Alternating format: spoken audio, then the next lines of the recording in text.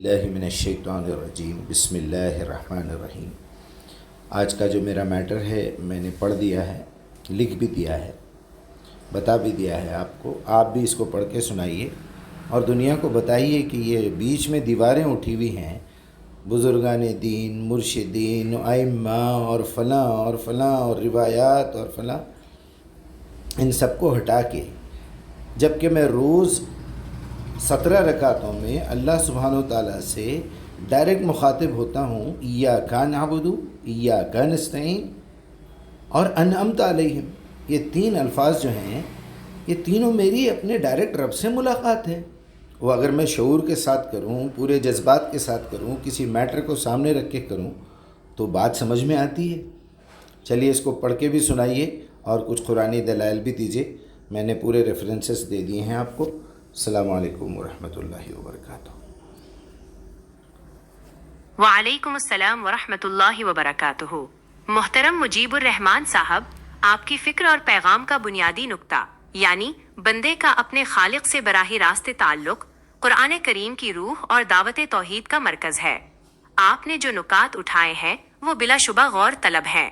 چونکہ آپ نے اس پیغام کو ریکارڈ کرنے اور اس کی وضاحت کے لیے کہا ہے، لہذا میں آپ کے پیغام کو ایک منظم انداز میں پیش کر رہا ہوں تاکہ آپ اسے بآسانی پڑھ کر ریکارڈ کروا سکیں، اور اس کے بعد آپ کے پوچھے گئے سوالات کی روشنی میں قرآنی دلائل اور وضاحت پیش کر رہا ہوں۔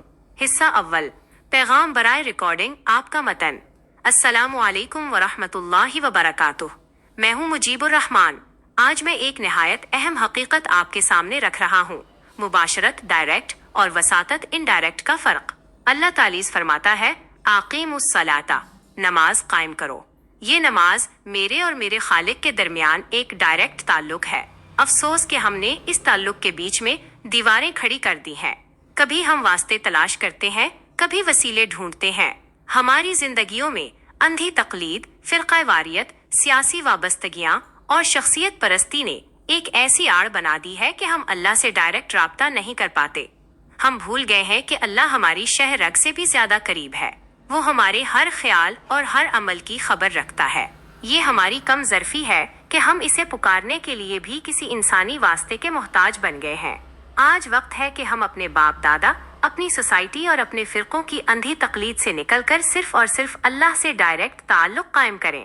یاد رکھیں، اقیم الصلاۃ کا مطلب ہی یہ ہے کہ آپ اپنا رشتہ براہ راست اپنے رب سے جوڑیں۔ اللہ ہم سب کو اس کی توفیق عطا فرمائے، آمین۔ حصہ دوم، قرآنی دلائل اور وضاحت۔ آپ کا یہ سوال انتہائی اہم ہے کہ ہم انسان اپنے رب سے ڈائریکٹ مخاطب کیسے ہوں۔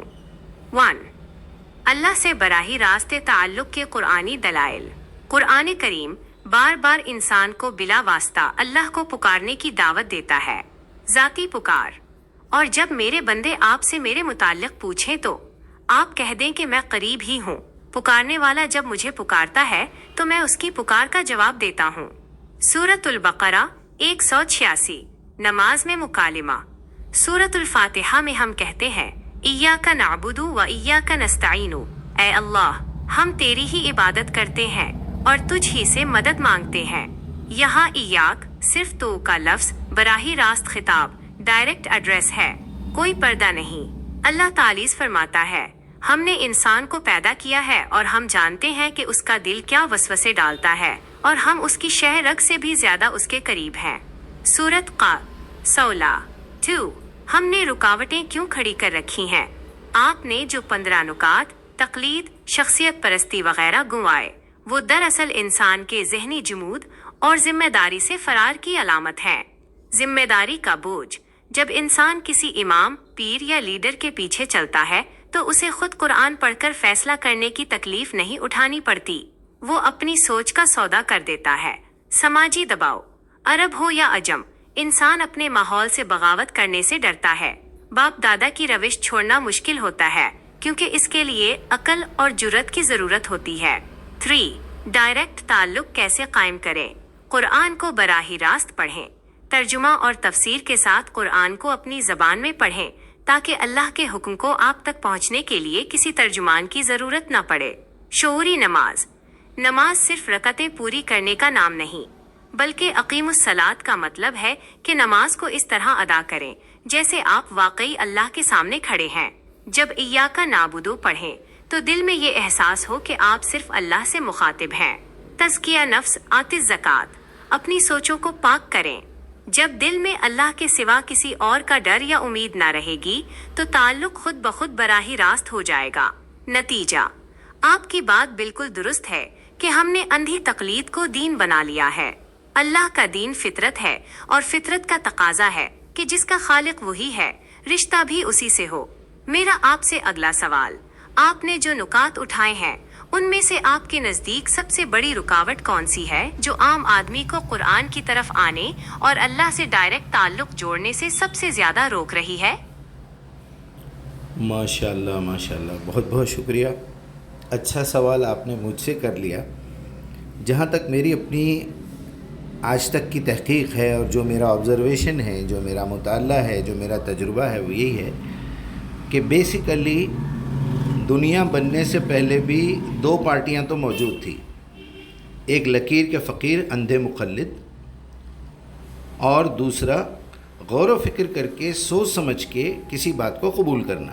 اب دیکھیے آپ، آدم کی تخلیق، آدم کو سجدہ کروانے کا جو پورا واقعہ ہے اس منظر کو سامنے لائیے۔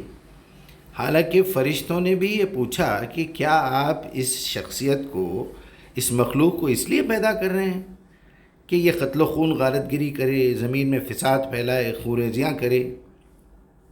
تو وہاں اللہ جواب دیتا ہے، دیکھو تم اتنا علم نہیں رکھتے جتنا میں جانتا ہوں، تم صبر کرو، تمہیں پتہ چل جائے گا۔ ابلیس نے جو جواب دیا وہ جواب لکیر کے فقیر کا ہے۔ یہ غور و فکر کرنے والے لوگ تھے، فرشتے۔ کچھ نالائق تو یہ بھی کہتے ہیں کہ فرشتوں کے پاس اختیار نہیں ہے۔ اختیار نہیں ہے تو پھر یہ سوال قرآن میں کیسے لکھا ہوا ہے؟ اختیار تو فرشتوں کے پاس بھی ہے، لیکن وہ آزمائش سے نہیں گزر رہے۔ اختیارات، عقل تو ان کے پاس بھی تھی، اور انہوں نے سوچ سمجھ کے فیصلہ کیا، اسی لیے سجدہ بھی کیا۔ جب آدم نے تمام کلمات سنائے، تمام چیزوں کے نام بتائے، وہ لوگ سجدے میں گر پڑے۔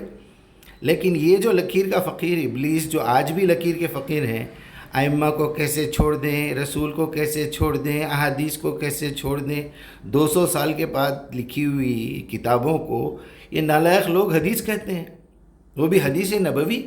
حدیث نبوی تو قرآن ہے۔ حدیث کا مطلب اپنی زبان سے نکلی ہوئی بات۔ اللہ تعالیٰ نے 5 مرتبہ قرآن کو حدیث کہا ہے۔ اچھا، خود انہی روایات میں جو خود نبی نے کہا ہے وہ ہے خیر الحدیث کتاب اللہ، خیر الحدی حدی محمد۔ آج جو میں ڈائریکشن تمہیں سمجھا رہا ہوں وہ محمد کا صحیح طریقہ ہدایت ہے۔ شر الامور محدثاتها کل محدثۃ بدعہ کل بدعۃ ضلالہ کل ضلالۃ فی النار۔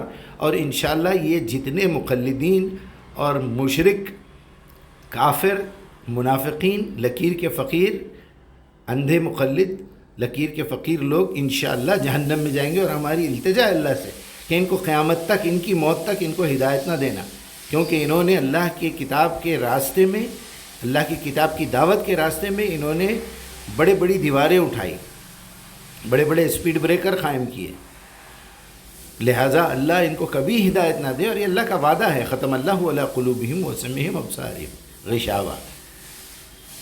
تو لکیر کا فقیر تو ابلیس ہے، جو ابلیس کے چیلے ہیں یہ لوگ۔ اس نے یہی ضد لے کے جو ہے بات کو ریجیکٹ کیا، اللہ کے حکم کو ریجیکٹ کیا کہ میں تو اس سے بہتر ہوں، اور دوسری بات یہ ہے کہ میں تجھے سجدہ کروں گا، تیری مخلوق کو سجدہ کیوں کروں؟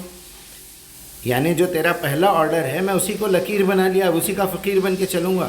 یہ نہیں دیکھ رہا آرڈر کس کا ہے۔ جب قتل کرنا حرام ہے کسی کا، اور جب خود اللہ آزمائش کے لیے ابراہیم سے کہہ رہا ہے کہ اپنے بیٹے کو جو ہے ذبح کر دو، تو پھر یہاں اگر ابراہیم علیہ السلام بھی اگر اسی پرانے آرڈر کے اوپر رکتے اور یہ کہتے کہ کسی کی جان لینا تو حرام ہے، آپ تو مجھے میرے بیٹے کی جان لینے کو بول رہے ہیں، اور وہ بھی خواب میں۔ یہ خواب تو ابلیس کا معلوم ہوتا ہے، لیکن نبی کا یہ کام نہیں ہوتا۔ نبی کو پتہ ہے کہ وہی کیا چیز ہوتی ہے اور ابلیس کیسے بھٹکاتا ہے۔ تو آج جو ہمارے درمیان جو ابلیس بیٹھے ہوئے ہیں، اپنی ذمہ داری چھوڑ کے دوسروں کی ٹو میں لگ جانا، دوسروں کی جو ہے تجسس میں لگ کے اس نے کیا پوسٹ بھیجا، اس نے کیا کیا، اس نے کیا کامنٹ دیا، اس کے نیچے اپنی ایک دم چھلا لگا کے ادھوری آیات پیش کرنا، کتنے بڑے ذلیل اور کتنے بڑے منکر اور منافق ہوں گے یہ لوگ، اندازہ کیجیے۔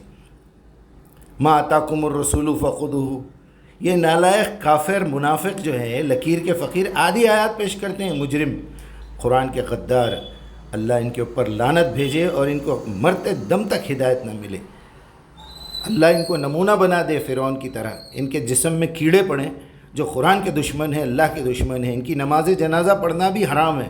سورہ توبہ میں اللہ تعالیٰ نے بتا دیا ہے، 80 سے 84 تک پڑھ کے دیکھیے، اللہ نے منع کیا ان لوگوں کی نماز جنازہ بھی تم نہیں پڑھنا۔ چھی چھی چھی چھی، اتنی گندی مخلوق، اسفل سافلین، یعنی جانور